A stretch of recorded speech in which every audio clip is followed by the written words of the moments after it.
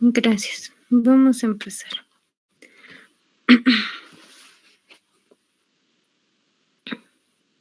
¿Pueden ver mi pantalla, no, chicos?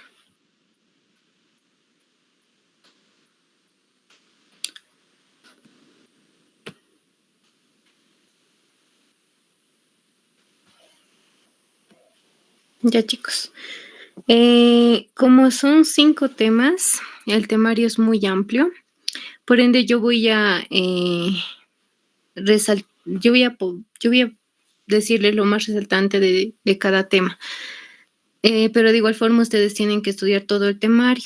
Ahorita yo solo les voy a resaltar lo que es más importante, ¿ya? Vamos a empezar con el primer tema, que son los trastornos hemodinámicos. En estos trastornos hemodinámicos vamos a tomar en cuenta 9 puntos, ¿ya? El primero es el edema. Como en acá pueden ver en este GIF, cómo está presionando el tobillo y cómo se está quedando la piel. Lo normal es que a nosotros presionarnos nuestro tobillo vuelva a su normalidad, pero en este caso está permaneciendo de esta forma. Entonces a esto nos referimos con edema. Ahora, ¿qué es el edema? El edema es una acumulación de agua en el tejido conectivo intersticial, es decir, va a estar fuera de la célula o fuera del vaso. Ahora, en cuanto al edema hay que tomar en cuenta las causas. Y como en acá pueden ver, se los he señalado, va a aumentarse la presión hidrostática. La presión hidrostática, chicos, es esa presión que ayuda que todo lo que esté dentro del vaso vaya hacia afuera. Es esa presión que quiere que vaya hacia afuera. Ahora, hay una fuerza contraria a la hidrostática, que es la presión oncótica. La presión oncótica, lo contrario que la hidrostática. Esta va a querer que todo lo que está dentro del vaso permanezca ahí. Entonces, esta presión hidrostática y oncótica son distintas. Estas dos son llamadas fuerzas de Starling, ¿ya? Entonces, ¿qué va a pasar en el edema? Va a aumentarse la presión hidrostática, por ende del vaso las fuerzas van a hacer que el agua salga hacia afuera. Entonces, como la presión oncótica está baja en acá, va a permitir que el agua salga, ¿ya? Por eso también se produce el edema, porque hay un acúmulo de agua. Entonces, ¿qué se va a producir? Aumento de la presión hidrostática, reducción de la presión oncótica. ¿Ya? Ahora, también hay que tomar en cuenta que va a haber el bloqueo linfático. Al momento de tener un bloqueo linfático, como en esta imagen pueden ver, es que se va a dar los famosos pata de elefante. Miren, pueden ver en esta imagen donde la persona llega a formar una pata muy gigante y por ende esto es llamado como pata de elefante. Y en acá se da lo que es el bloqueo linfático. También vamos a tener aumento de la percusión vascular. Ahora, también vamos a tener la obstrucción venosa. Entonces tenemos esas causas. Aumento de la presión hidrostática, reducción de la presión oncótica, bloqueo linfático, obstrucción venosa, aumento de la permeabilidad vascular, ¿ya? Eso tienen que tomar en cuenta las causas. Ahora, todo lo que tenga, por ejemplo, tengo el hidropericardio. Entonces, el hidropericardio me hago referencia a que en el pericardio hay agua. Hay varios términos que, como su nombre lo indica, se refieren a esa estructura, pero hay unos 3 que pues no se puede descifrar porque su nombre es distinto. Y el doctor maneja mucho estos términos. Tengo la anasarca, el hidrocele y la ascitis. La ascitis es un acúmulo de agua en el abdomen, como en la imagen pueden ver. La hidrocele es un acúmulo de agua en los testículos y la anasarca es un acúmulo de agua en el tejido subcutáneo. Entre estos 3, el que el doctor maneja más es la anasarca, ¿ya? Eso sería en cuanto a las causas del edema. Ahora, tenemos tipos de edema. Tengo el edema cardíaco, renal, pulmonar y cerebral. El cardíaco, te hace referencia que el edema está en el corazón. ¿Y cómo se va a manifestar esto? A través de los miembros inferiores. Cuando una persona tiene un edema cardíaco, se va a manifestar porque sus pies van a estar hinchados. La persona lo va a sentir como hinchada. Entonces va a decir, ay, mis pies están hinchaditos, no sé por qué. Entonces ahí tenemos que sospechar que llega a ser un edema cardíaco, como en la imagen pueden ver. Ahora, en acá se va a afectar especialmente, sabemos que tenemos dos arterias, una es derecha, la otra es izquierda. La derecha nos hace referencia más a que llega a afectar al pulmón y la izquierda es a los miembros inferiores.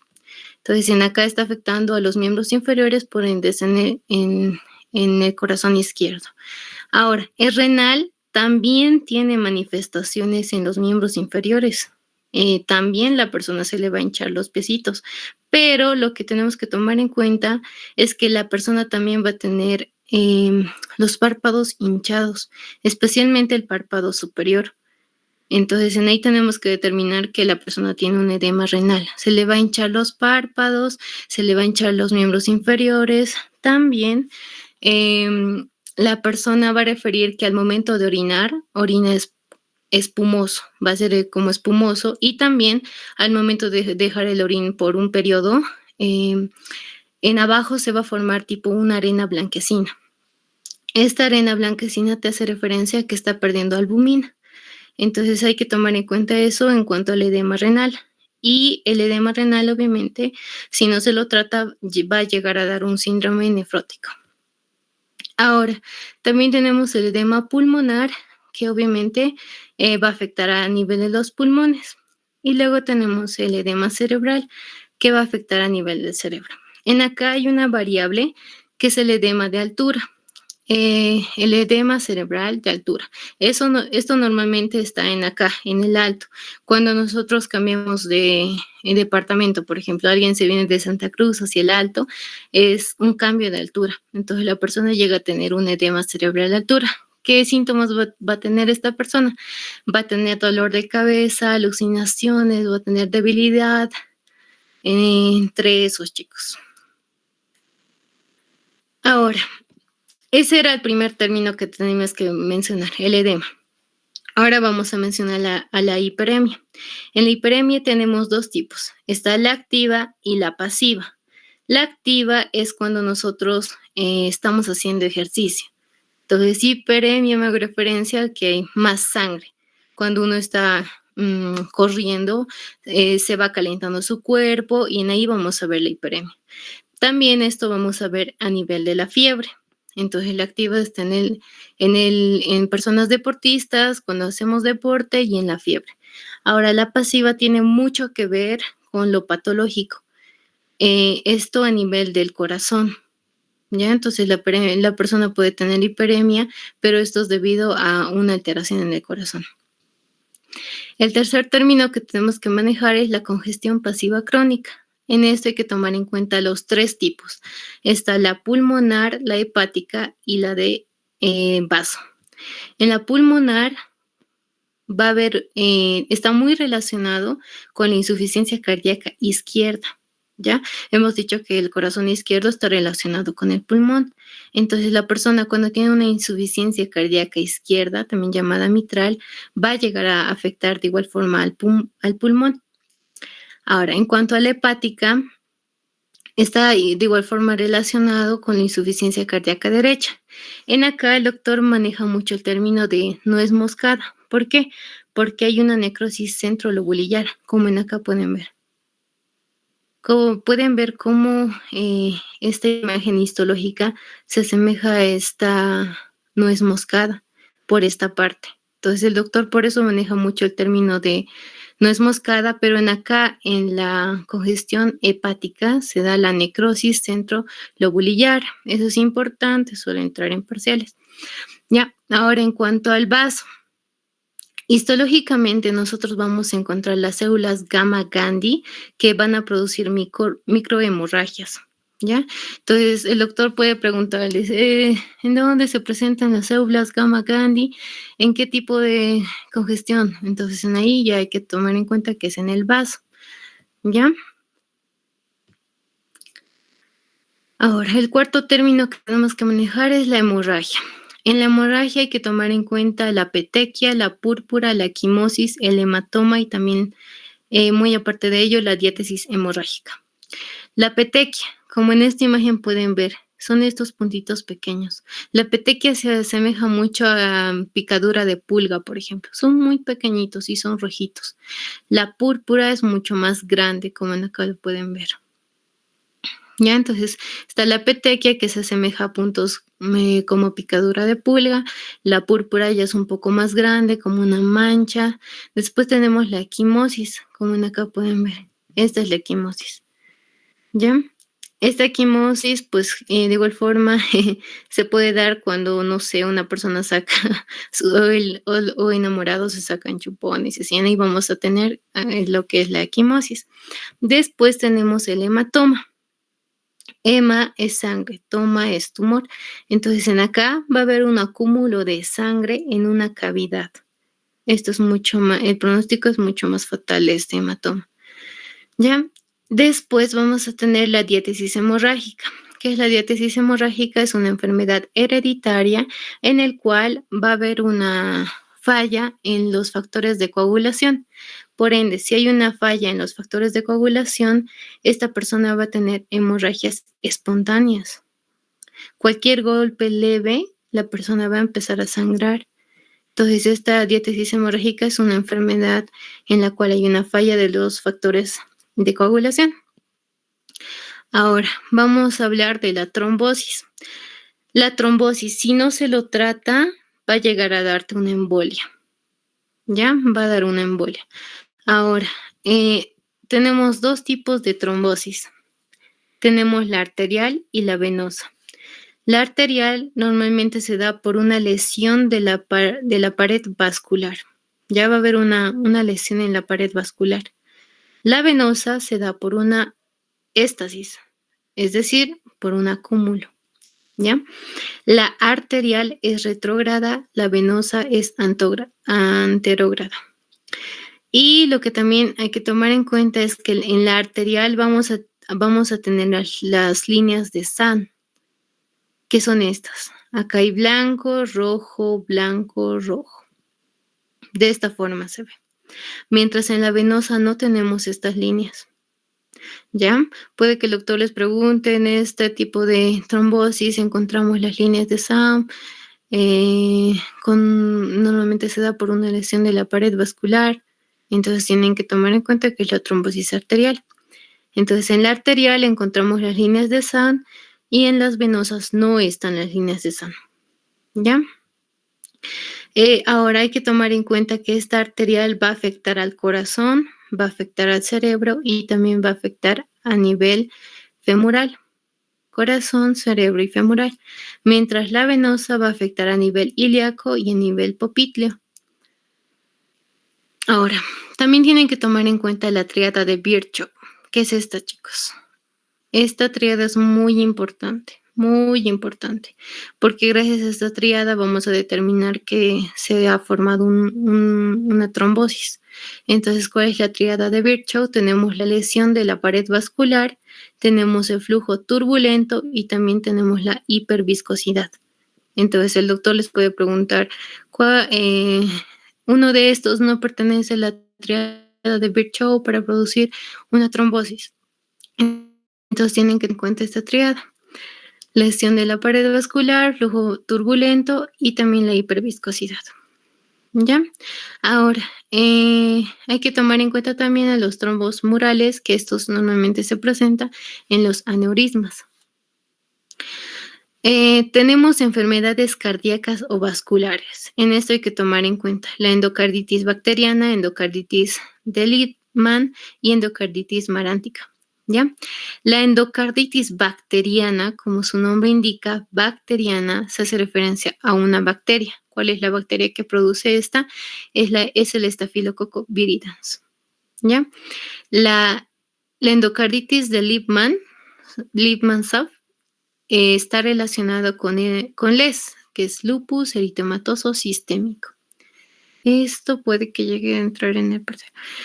Después tenemos la endocarditis marántica.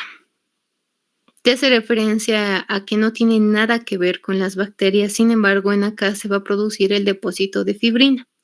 Entonces tenemos 3 tipos de endocarditis. Ahora, como les decía en un principio, la trombosis puede tener una evolución. ¿Y cuál es esa evolución? Uno es la resolución, que te hace referencia a que se va a disolver el coágulo, el trombo. ¿Con qué se va a disolver? Con anticoagulantes. Por ejemplo, tenemos la warfarina o la heparina. Si ahí se disuelve, si se disuelve, súper. Ahí termina la trombosis. Pero si esta llega a seguir, si no se hace nada con la trombosis, esta se va a propagar.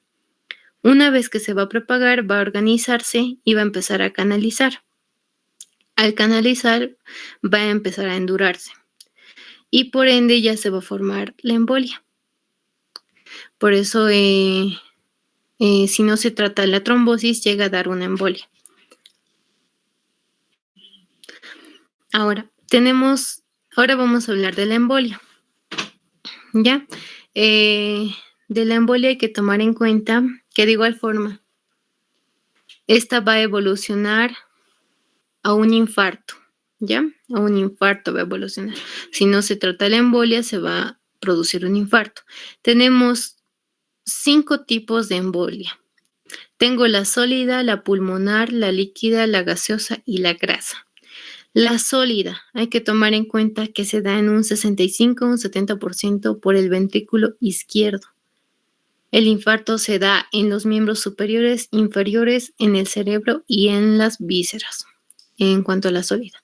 La pulmonar es muy importante, esto también puede que entre en su parcial, que al darse una embolia pulmonar se debe a el 95% llega a ser por las venas profundas de los miembros inferiores, BPMI, venas profundas de los miembros inferiores. En cuanto a la embolia pulmonar, ahora hablemos de la embolia líquida. Esta embolia líquida, las causas principales es por el desgarro de la membrana placentaria. Cuando una mamá está embarazada, puede llegar a producirse este tipo de embolia líquida, porque al momento de desgarrarse la membrana placentaria, esta se va a romper. Y por ende, ¿qué va a salir? Va a salir el lánugo, va a salir el neconio, que son las heces y el pelo del bebé, en este caso del feto. Al momento de esparcirse, se va a ir hacia las venas de la mamá. Entonces, como va a ir a las venas, a las arterias de la mamá, esta llega a producir una embolia líquida. Ahora vamos a hablar de la embolia gaseosa, que te hace referencia especialmente a los buzos, a las personas que entran a los lagos, a los mares para buscar cosas o para explorar y todo eso. Se da porque se va a producir una burbuja, en este caso de gas. Normalmente es de oxígeno. ¿Por qué? Porque cuando una persona llega a entrar al agua, poco a poco a nivel de la profundidad se va reduciendo el oxígeno.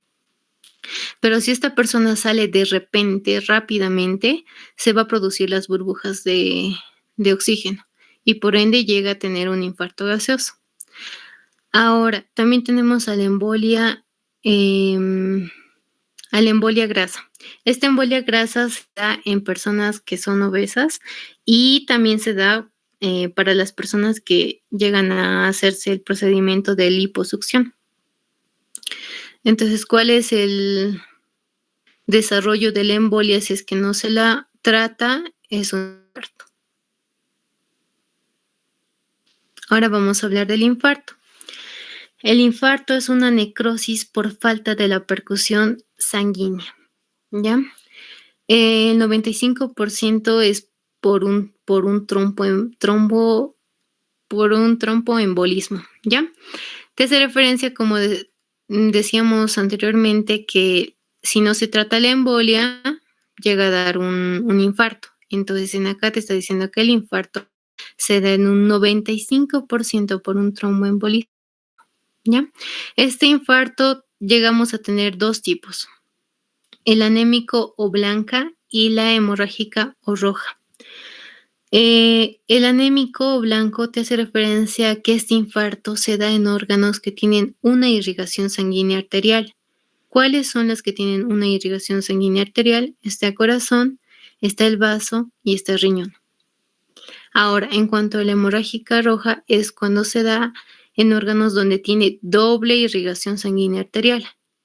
¿Y cuáles son esos? Está el cerebro, están las vísceras y está el pulmón.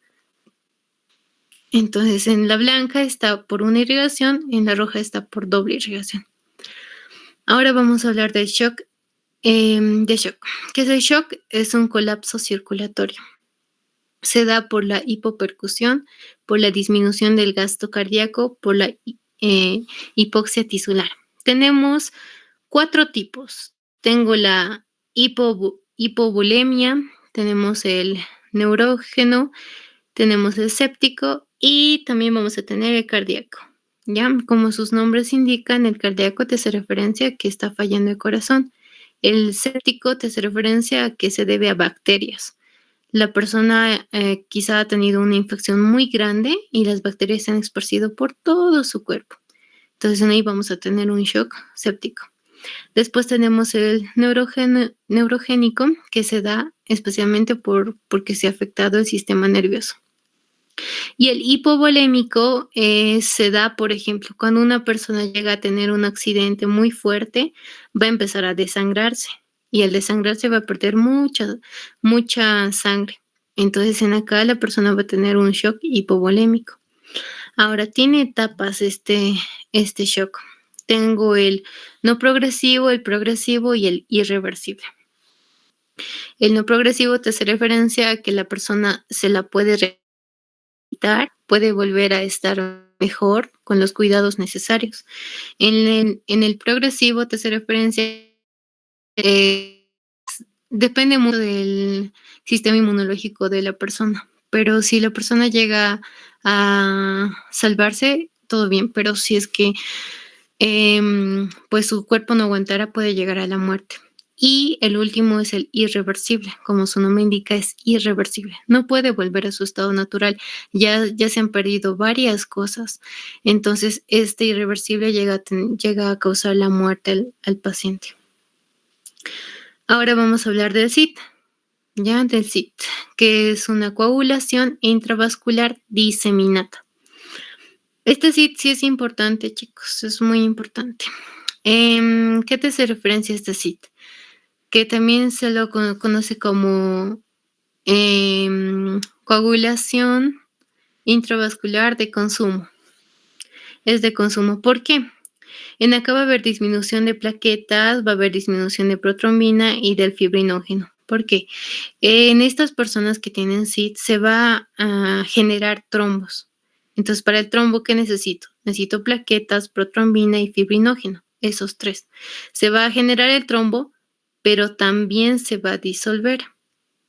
Una vez que se disuelva nuevamente, se va a formar otro trombo y tu cuerpo va a formar varios trombos. Vas a gastar plaquetas, protrombina y fibrinógeno y también tu cuerpo va a ir disolviéndolos. Entonces, en ahí se pierde mucho lo que es la plaqueta, el protrombina y el fibrinógeno. Ya, eso en cuanto al primer tema, chicos. Ahora vamos a ir con el segundo tema.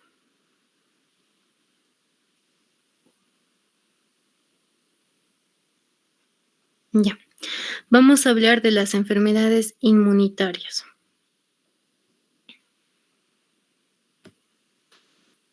Estas enfermedades inmunitarias lo vamos a dividir en 4. El primero es hipersensibilidad y los demás es enfermedades autoinmunitarias, enfermedades, la siguiente es enfermedades autoinmunitarias, después tenemos las enfermedades inmunodeficientes y por último tenemos la amiloidosis. Vamos a empezar hablando de la hipersensibilidad. Ya. En esta hipersensibilidad vamos a tener 4 tipos. Acá está la tipo 1, tipo 2, 3 y 4. Vamos a empezar hablando de la tipo 1. En la tipo 1 lo más importante es que en acá se produce la inmunoglobulina E. ¿ya? La inmunoglobulina E, especialmente. La tipo 1 es las típicas llamadas alergias. La 1 te hace referencia a las alergias. En las alergias que vamos a producir, se va a producir la inmunoglobulina E, se va a producir el complemento 3A, el complemento 5A, el proteoglicano y el leucotrieno. Ahora, esta hipersensibilidad tipo 1 lo vamos a dividir en dos, en la alopia atópica y en la anafilaxis sistémica. Hablemos de la alopia atópica. En esta la persona va a tener urticaria, que son los típicos abones que sale a la persona. Va a tener rinitis, va a tener estomatitis. Por ejemplo, una de las estomatitis es a la canela, a la amalgama, a la droga. La persona va a tener estomatitis. Y en acá también se va a dar la dermatitis de pañal, ¿ya? Entonces el doctor les puede preguntar, ¿en qué tipo de hipersensibilidad se da la dermatitis de pañal? En la hipersensibilidad tipo 1, ¿ya? Esto en cuanto a la atópica. Luego tenemos una generalizada, una sistémica, que te va a afectar a todo tu cuerpo, que es la anafilaxis sistémica. En esto la persona no va a poder respirar, va a empezar a producirse urticaria, rinitis, todo esto en esta persona. Ahora, la persona que llega a tener una anafilaxis sistémica, ¿cómo la podemos tratar? Simplemente administrándole dexametasona. ¿Ya? En cuanto a la hipersensibilidad tipo 1. Ahora, en cuanto a la hipersensibilidad tipo 2, se va a producir la inmunoglobulina G, también se va a producir la E, pero especialmente la G, y en acá está asociado un antígeno, ¿ya? También está asociado el MAC, el complemento 5A, el complemento 9A. ¿Qué vamos a tomar en cuenta en esta hipersensibilidad tipo 2? La reacción de transfusión, la eritroblastosis fetal, que es el óbito fetal, y la enfermedad de Gott-Pasteur, ¿ya? Ahora, en esta reacción de transfusión es cuando una persona llega a transferirle, digamos, un riñón a una persona externa o un familiar. Tu propio cuerpo va a empezar a rechazar este órgano donado. Entonces la persona va a empezar a generar muchas reacciones donde va a ir rechazando a este riñón, por ejemplo, ¿ya? Entonces en acá está la reacción a la transfusión. También está la eritroblastosis fetal, ¿ya? ¿A qué me hago referencia? Acá está, esta imagen pueden ver, chicos. Esta eritroblastosis fetal afecta a un feto que está en el vientre de la mamá. Te hace referencia, por ejemplo, la mamá es RH negativo, el papá es RH positivo, ¿ya? Entonces se está juntando menos con más. Por ende, el hijo va a salir positivo. Entonces, como la mamá es RH negativo, el hijo es RH positivo, el cuerpo de la mamá lo va a ir evitando. Como son distintos, el cuerpo mismo lo va a ir rechazando al feto. Por ende, el feto se va a convertir en un óbito fetal. Ahora, esta eritroblastosis fetal se da especialmente en el segundo embarazo. En el primero, el niño sale bien, pero cuando la mamá se embaraza por segunda vez, en el segundo bebé ya se produce el óbito fetal. Normalmente esta eritroblastosis fetal entonces afecta al segundo embarazo. Luego tenemos también a la enfermedad de Gott-Pasteur. Ahora, en cuanto a la hipersensibilidad tipo 3, que es esta, en acá va a actuar un antígeno y un anticuerpo. Por ende, aquí los factores de mecanismo van a ser el inmunocomplejo, ¿ya? En esto hay que tomar en cuenta la enfermedad de suero equino. Antes, cuando una persona tenía las defensas muy bajas,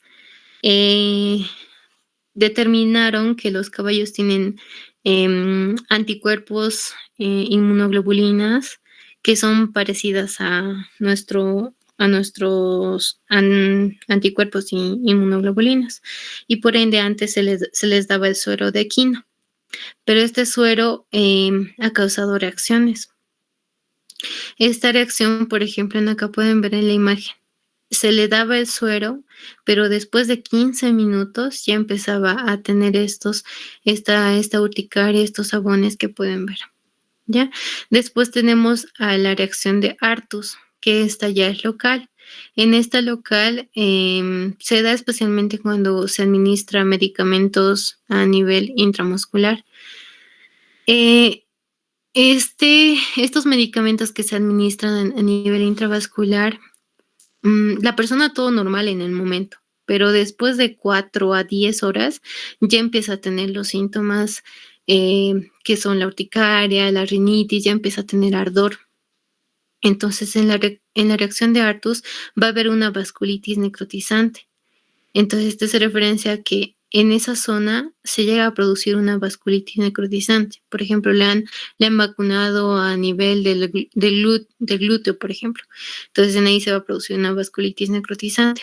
Esta va a aparecer de 4 a 10 horas después de la inyección. Ahora, por último, tenemos la hipersensibilidad tipo 4. Hemos visto que en aquí actúa la inmunoglobulina E, en acá la inmunoglobulina G, los antígenos, en acá es antígeno y anticuerpo, y en acá ya afecta a nivel de los linfocitos T, ¿ya? Entonces, ¿en qué hipersensibilidad actúan los linfocitos? En la hipersensibilidad tipo 4. En acá hay que tomar en cuenta la CD4. La CD4 está unido con el complemento de histocompatibilidad mayor 2, que llega a dar una necrosis turbulenta. El CD8, que está complementado con el complemento de compatibilidad mayor tipo 1, que te va a dar una tiroides de Hashimoto. Una tiroides de Hashimoto es pues el agrandamiento de la tiroides. Este tipo de hipersensibilidad va a aparecer de 8 a 12 horas, pero solo va a durar 24 a 72 horas. Ahora, vamos a hablar de las enfermedades autoinmunitarias. Estas te hacen referencia a que tu propio cuerpo los rechaza. Tu propio cuerpo te hace daño. Entre estas enfermedades tenemos LES, que es lupus eritematoso sistémico. Lo más resaltante de acá es el eritema en forma de mariposa. En esta imagen pueden ver. Va a tener un eritema en forma de mariposa. ¿Ya? Después tenemos el CREST. Este de igual forma es importante. ¿Qué es CREST? Tenemos que la C es calcinosis, R es de Raynaud, que es el fenómeno de Raynaud. E de disfunción esofágica. Luego tenemos la esclerodactilia y la telangiectasia. Entonces, ¿crees que se referencia a este desglosamiento? En acá se va a afectar el calcio, los depósitos de calcio en la piel, las manos, los pies, a nivel del esófago, endurecimiento. También va a haber las telangiectasias, que es pues a nivel de la piel. Después tenemos la esclerodermia, que te hace referencia a que va a afectar esto especialmente a las manos especialmente. Después tenemos a la eritomatosis eritema multiforme, que como en esta imagen pueden ver, son eritemas que le aparecen al niño, ya sea en su carita, también puede ser en sus piecitos, especialmente se caracteriza por eso. Después tenemos en acá la vasculitis, tengo Sjögren, que te hace referencia pues a la disminución de la secreción salival. También acá vamos a ver no solo de la saliva, sino a nivel del ojo, por ende va a haber sequedad conjuntival. Después tenemos la estomatitis aftosa, estomatitis aftosa, que muchos ya lo hemos visto. Cuando una persona está muy estresada, ya tu propio cuerpo empieza a producir esto. Después tenemos la enfermedad mixta del tejido conectivo. Como te hace referencia, es una enfermedad mixta que va a afectar al tejido conectivo. Te va a afectar a nivel de los pulmones, a nivel de las manos, especialmente a nivel del tejido conectivo. Luego vamos a tomar en cuenta el pénfigo. que es una enfermedad autoinmunitaria que se caracteriza pues por las ampollas que aquí pueden ver, que es en la piel. Después tenemos el pemfigo vulgar. Esto en cuanto a las enfermedades autoinmunitarias. Vamos a tener a las enfermedades deficientes, ¿ya? En acá hay que tomar en cuenta primero la gamma globulinemia, que está ligado al cromosoma X. En esta agamia, la persona lamentablemente no va a poder sobrevivir. Si una persona nace con esto, va a morir inmediatamente. ¿Por qué? Porque hay muchas enfermedades. Por ejemplo, si agarra gripe, no va a tener anticuerpos que le pueda defender. Entonces la persona lamentablemente va a fallecer. En esta agamia, globulinemia, como su nombre te indica, A es sin, la persona no va a tener anticuerpos. No va a tener cómo defenderse a cualquier enfermedad. En acá no se va a producir la notiroxinasa, no se va a producir. Por ende, va a haber un déficit de linfocitos B y de los plasmocitos. Entonces, en la agamia no va a haber anticuerpos. En la inmunodeficiencia común variable, va a haber una anomalía del linfocito B, no va a haber inmunoglobulina G, y tampoco va a haber la M, la A, la G y la D y la E. Entonces, en esta común te hace referencia a quién está fallando, al linfocito B. Si este linfocito B está fallando, no va a haber las demás inmunoglobulinas. Esta de igual forma, esta tendencia que el bebé al nacer con esta enfermedad llega a fallecer. Después tenemos la deficiencia aislado de la inmunoglobulina A. En esta va a haber una alteración del linfocito B. Y como te dice, aislado de la inmunoglobulina A, no se va a producir la inmunoglobulina A. Y sabemos que la inmunoglobulina A es importante porque es la que está más abundante en nuestro organismo. Después tenemos el síndrome de DiGeorge. Esto es importante. Esto, chicos, es muy importante. Este síndrome de DiGeorge va a afectar, ¿por qué? Porque en acá no se va a formar la cuarta bolsa faríngea. Por ende, si no se va a formar la cuarta bolsa faríngea, ¿qué va a producir? No va a haber el timo, porque sabemos que la cuarta bolsa faríngea te va a llegar a producir el timo, entre otros. Entonces, en acá se va a producir la aplasia tímica. No va a haber no va a haber el timo. Por ende, no vamos a tener en este síndrome, no vamos a tener timo, el paratiroides. Y está asociado con la deleción del cromosoma 22q11. Entonces, en el síndrome de DiGeorge está relacionado a que no se forma la cuarta bolsa faríngea y por ende no va a haber timo. Ahora, vamos a hablar del síndrome de hiperinmunoglobulina M, ¿ya? Como el nombre te indica, aquí está hiper más inmunoglobulina M. Va a haber mucha inmunoglobulina M. De igual forma, en acá va a estar alterado el linfocito B. Va a haber mucha inmunoglobulina M, pero no va a haber la G, la E ni la A. Solo vamos a tener la M. En la inmunodeficiencia combinado grave, esta es la clásica suiza ligada al cromosoma X. Acá hay déficit del DA, que este DA ayuda a desintoxicar el linfocito B. Entonces, en acá tampoco se va a producir anticuerpos. No se va a producir anticuerpos. Y esto también tienen que recordarlo con con esta abreviación. IDCG. Inmunodeficiencia combinado grave. Puede que el doctor les pregunte con las siglas nomás. Después tenemos el síndrome de Brish-Kott-Aldrich. En acá va a haber una anomalía del linfocito B, va a haber mucha inmunoglobulina A y E, pero no se va a producir la inmunoglobulina M, tampoco la inmunoglobulina G. No se va a producir estos. En acá, en la de Brish-Kott-Aldrich, va a producirse el eczema. También en acá va a haber lo que es la dermatitis.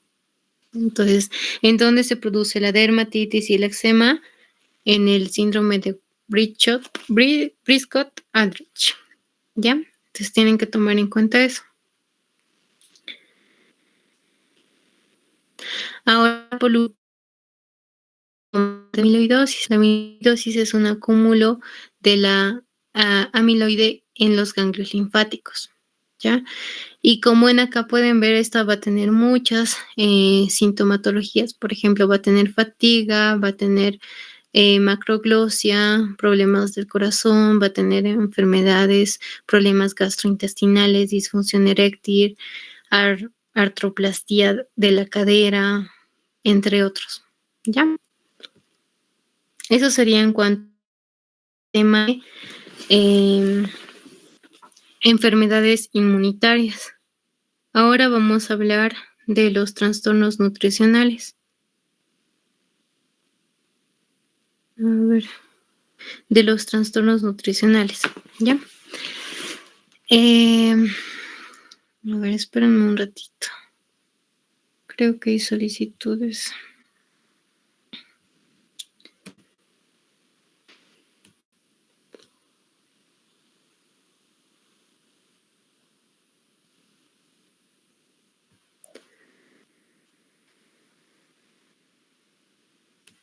Ya, ahora sí.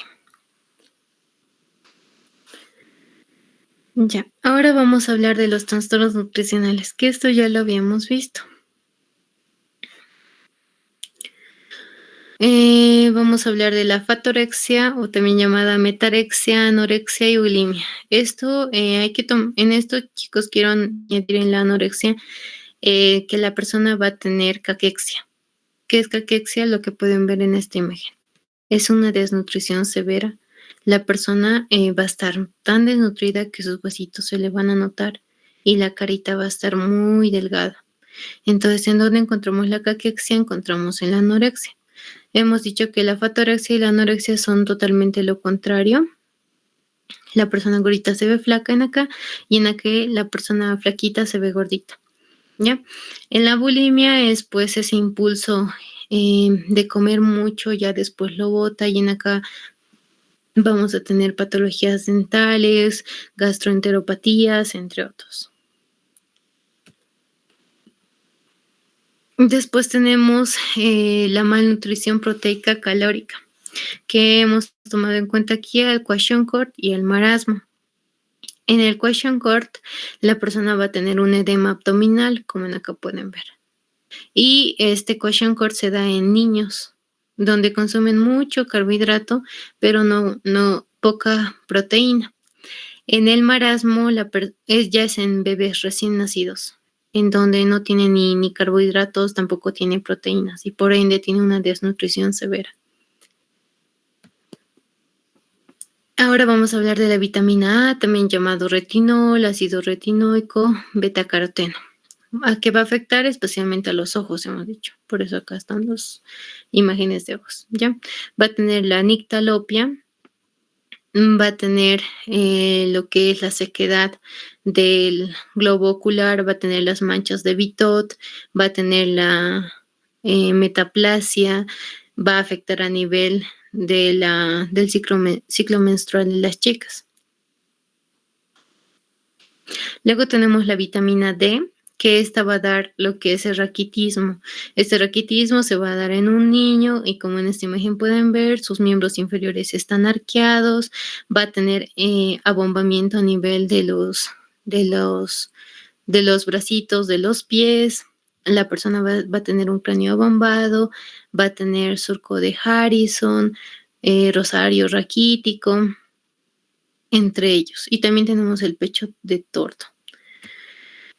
Ahora, lo contrario del raquitismo, pero en mayores, en personas... espera un momentito, ya. Ahora sí. Hemos hablado de raquitismo. Ahora vamos a hablar de la osteomalacia, que es el reblandecimiento del hueso, y también tenemos a la osteopenia, que es un osteoide no mineralizado. Ahora hablemos de la vitamina E. La vitamina E está muy relacionada especialmente al envejecimiento. Tenemos a los reflejos que la persona tiene, tenemos a la disartría, donde la persona no puede hablar muy bien, se traba con las palabras, está relacionado con la debilidad. En acá también hay esterilidad masculina. La vitamina K está relacionada especialmente a las hemorragias. Hay que tomar en cuenta dos patologías. Aquí está la hipoprotrombinemia y la diátesis hemorrágica. Ya hemos hablado de la diátesis hemorrágica, que es una enfermedad hereditaria en la cual la persona tiene hemorragias espontáneas. Y este hipoprotrombinemia se refiere a que hay poca protrombina, por ende la persona sangra y no puede formarse los coágulos. Esta vitamina K tiene mucho que ver con el sangrado y con la coagulación. Luego hablemos de la vitamina B1, también llamado tiamina.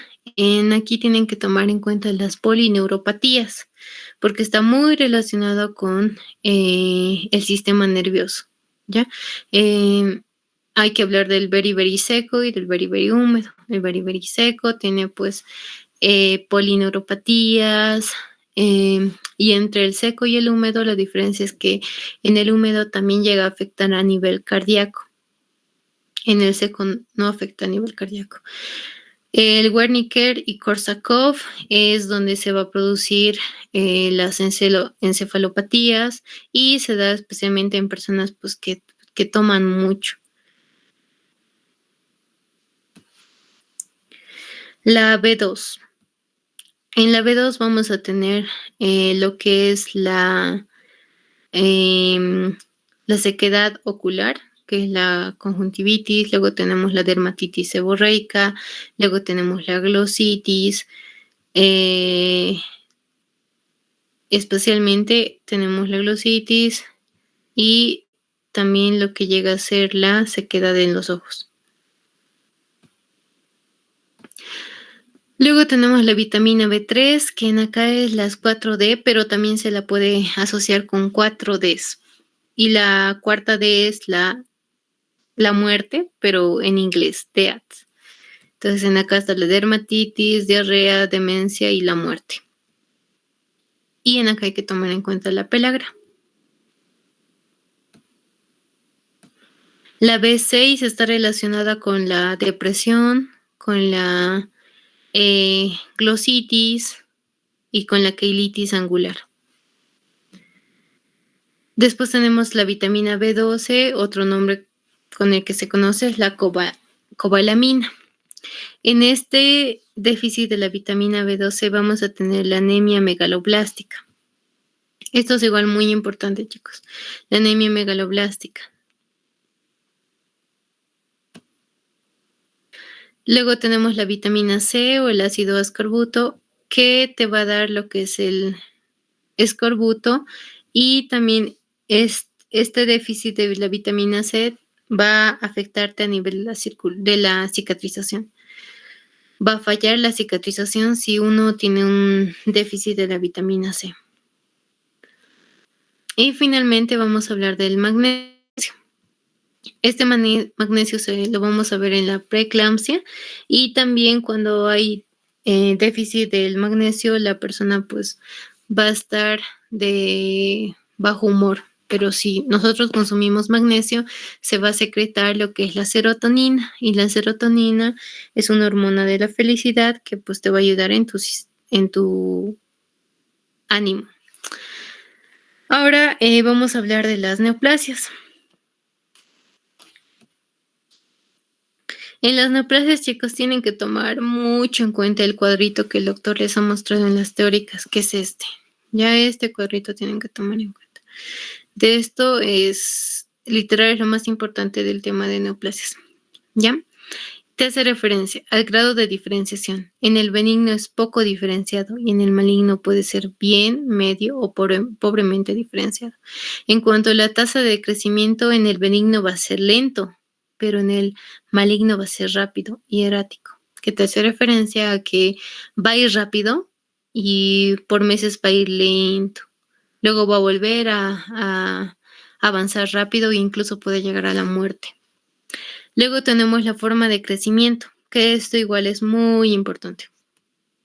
En el benigno se expande, desplaza y comprime. En el maligno expande, invade y destruye. Ahora, Hablemos de la metástasis, que esto igual es importante. La metástasis en el benigno no se va a dar ni en un poco por ciento. No se va a dar. La metástasis en el benigno es nunca, como el doctor lo menciona. Pero la metástasis sí se va a dar en el maligno siempre. Luego vamos a ver casos donde no se da, pero es siempre.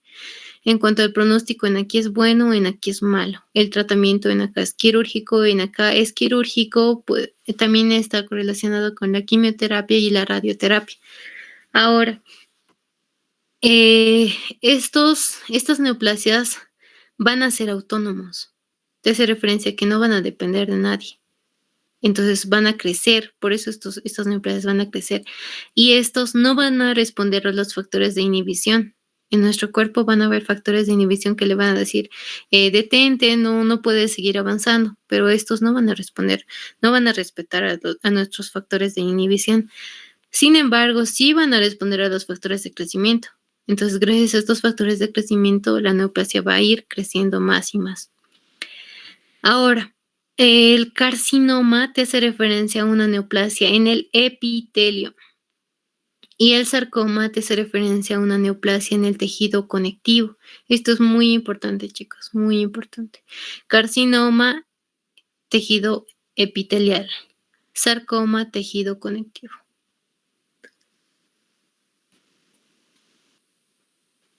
Ahora, vamos a tener características de la neoplasia maligna. ¿Cuáles son? Vamos a tener una diferenciación, vamos a tener masas distorsionadas, va a haber pleomorfismo, va a haber meganúcleo, hipercromías, va a haber mitosis atípica. Ojo en esto, chicos. El doctor les puede poner una de esas características pertenece a la neoplasia maligna. Pleomorfismo, masas distorsionadas, meganúcleo y mitosis típica. ¿Cuál no pertenece? Mitosis típica. ¿Por qué? La típica es de las neoplasias malignas. La mitosis atípica es propia de las malignas, ¿ya? Entonces la neoplasia maligna está relacionada con la mitosis atípica, mientras de las benignas es la mitosis típica. Ahora, vamos a tener neoplasias malignas, pero que son especiales, es decir, no van a terminar en sarcoma o en carcinoma, van a terminar en los autores de los cuales lo descubrieron. Por ejemplo, acá tengo el sarcoma de Kaposi, el tumor de Ewing, el linfoma de Hodgkin, el linfoma de Burkitt. Estos. Ahora, como les decía, todos las neoplasias malignas van a terminar en sarcoma, pero hay algunas que no van a terminar en sarcoma, las cuales son acá el linfoma, leucemia, seminoma, mesotelioma, melanoma y meningioma, ¿ya? Como en acá pueden ver, todas terminan en oma, emi. Entonces el doctor les puede poner, no sé, el melanoma es una neoplasia benigna y ustedes se pueden confundir como termina solo en oma, pero no. Estos son los que no terminan en sarcoma, pero sí son malignas, ¿ya? Entonces tenemos linfoma, leucemia, seminoma, mesotelioma, melanoma y meningioma. Ahora, tenemos pseudoneoplasias, ¿a qué me refiero con eso? A que no son neoplasias, pero sin embargo son masas distorsionadas. Entonces en acá vamos a tomar en cuenta el amartoma y al coristoma. El amartoma pues es tejido, es un acúmulo de tejido que, por ejemplo, son células del pulmón que se van a localizar dentro del pulmón, pero no son propios del pulmón. Están ahí como una masita, pero son células del pulmón. A diferencia del coristoma, que por ejemplo las células del pulmón se van a venir al ojo. Y acá pueden ver, al ojo. ¿Ya? Entonces en eso se diferencia el amartoma y el coristoma. Después vamos a hablar de las neoplasias mixtas. Las mixtas se hace referencia a los estratos. Sabemos muy bien en embriología que tenemos 3 estratos, ya ectodermo, mesodermo y endodermo. En el primero solo va a afectar a un estrato. y al afectar a un estrato se lo denomina adenoma pleomórfico, ¿ya?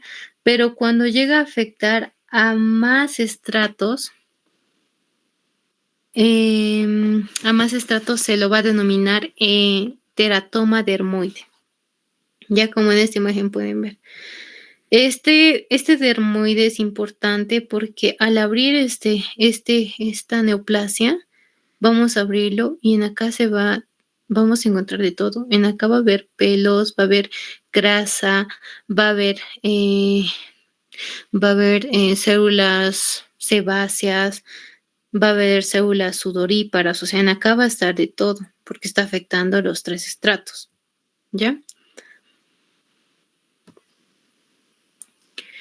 Después vamos a hablar de la metástasis, que esta metástasis es muy importante igual, chicos.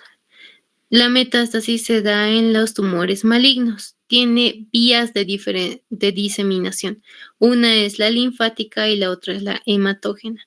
La linfática está relacionada con los carcinomas, que es de origen epitelial, y el hematógeno está relacionado con el sarcoma, que es de origen de tejido conectivo.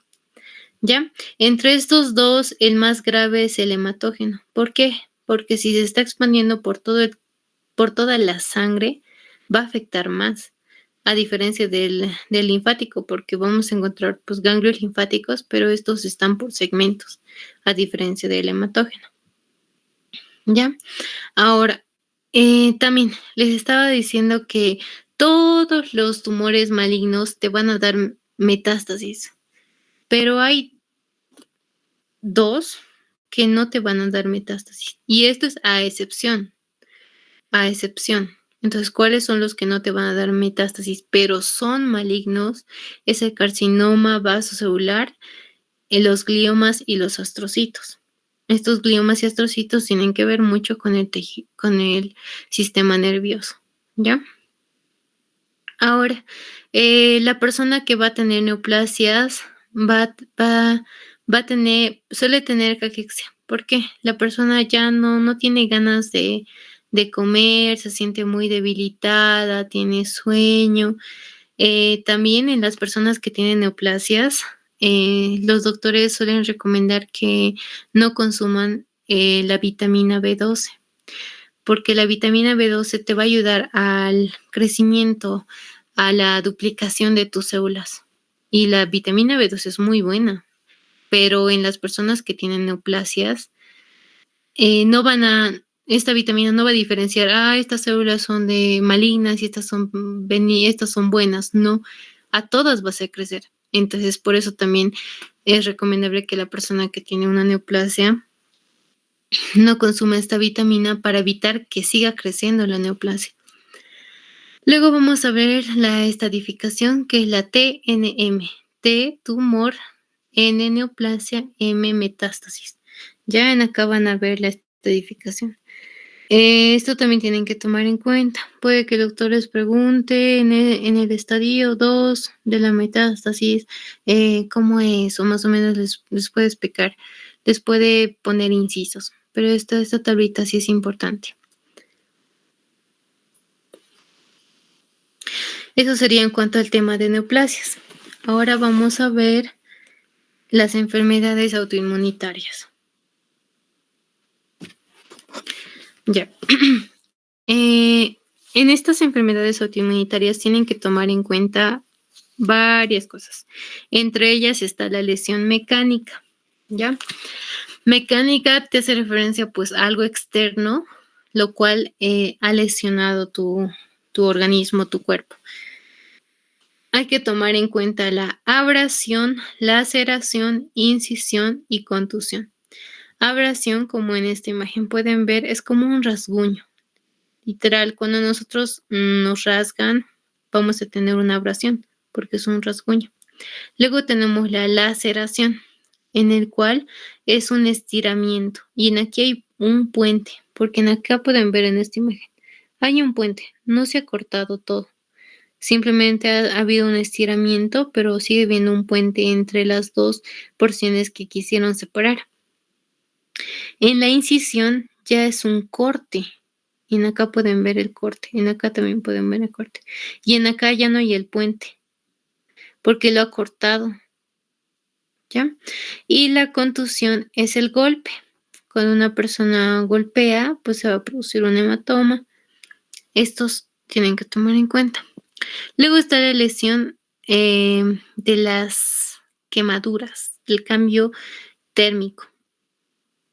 Ahora, ¿cómo vamos a determinar cuánto por ciento de la persona está quemada? Muchas veces hemos oído en las noticias el 75% de su cuerpo está quemado, está en primer grado, tercer grado y todo eso. ¿Cómo lo van a ver?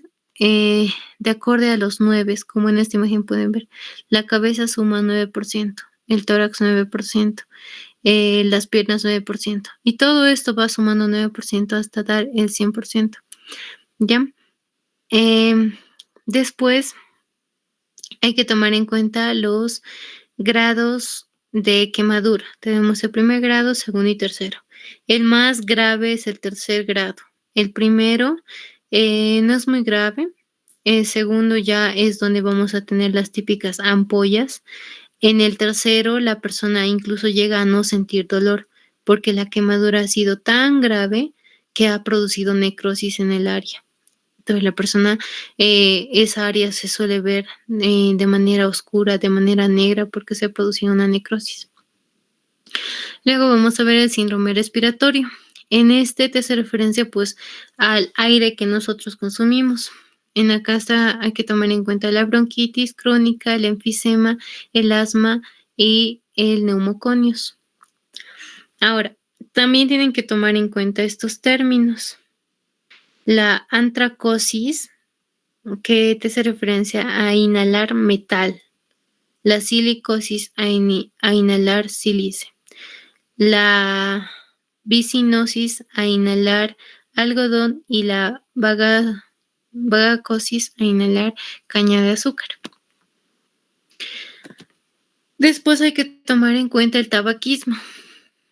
Cuando una persona empieza a fumar, chicos, al momento de inhalar, estamos subiendo la temperatura a nuestro cuerpo. Va a subir a 200 grados. Eso vamos a producir al momento de inhalar, porque como está a fuego, la temperatura es muy caliente. También va en acá a desprender lo que es los hidrocarburos. Y ahora vamos a hablar de la radiación solar. En la radiación solar vamos a tener 3 rayos ultravioleta. Tengo la A, la B y la C. ¿Cuál de estas 3 te va a producir cáncer? La B. Ya la B es mucho más cancerígena.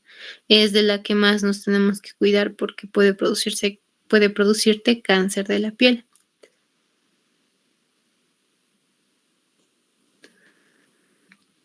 Y por último vamos a hablar de la radiación iónica y la radiación no iónica. Como en la imagen pueden ver, la radiación no iónica te hace referencia pues a la luz visible, a las ondas de radio, a los microondas, y la radiación ionizante a los tratamientos para el cáncer, rayos X, a las centrales nucleares. También tenemos pues a las radiaciones que son altas, como es la gamma, la cósmica. Mientras en la no iónica, lo que se transmite es de baja frecuencia. Por eso en ella está una radio, un microondas, a diferencia del ionizante. ¿Ya?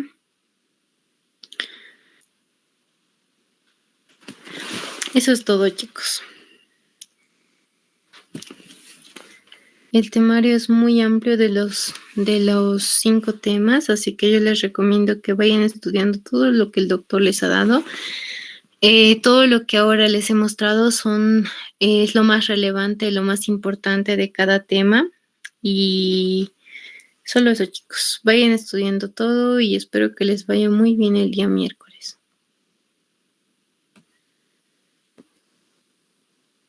Es todo, chicos. Hasta